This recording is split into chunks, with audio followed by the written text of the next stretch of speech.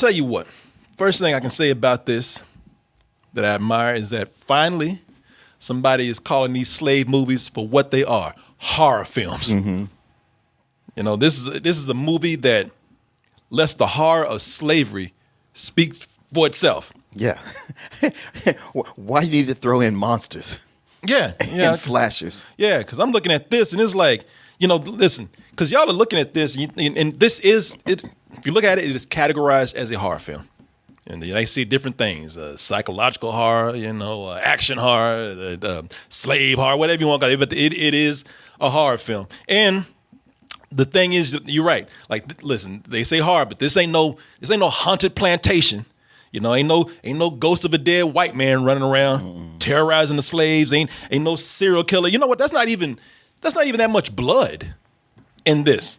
But what you do have is plenty of Negroes getting their ass whooped in here. And more.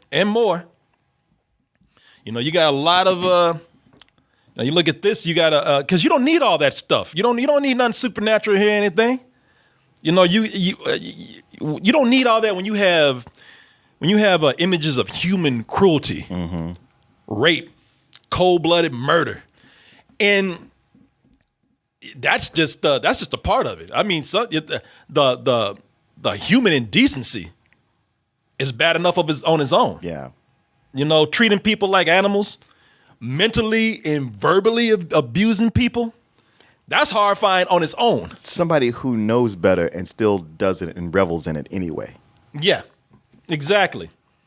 You know, the big difference is now, ain't nobody sitting up here saying this is a historical drama. No, this shit's terrifying. We watched 12 Years a Slave, and I said, that shit is a horror movie. Mm-hmm. Detroit, you know, a modern day film where, you know, about police brutality. That shit is a horror movie. Mm-hmm. You know, that shit is right. It's funny how you want to document this stuff and or call it historical dramas. And the shit is on par with Hostel. Yeah. More terrifying because it's like, okay, this either because this happened. It's not like Friday the 13th where you're like with a classic horror movie, isn't as scared as you are, there's always that, but I know that can't actually happen. Yeah. Yeah, exactly. And those are things that happened. And especially with Detroit in the modern age, could happen again. Yeah.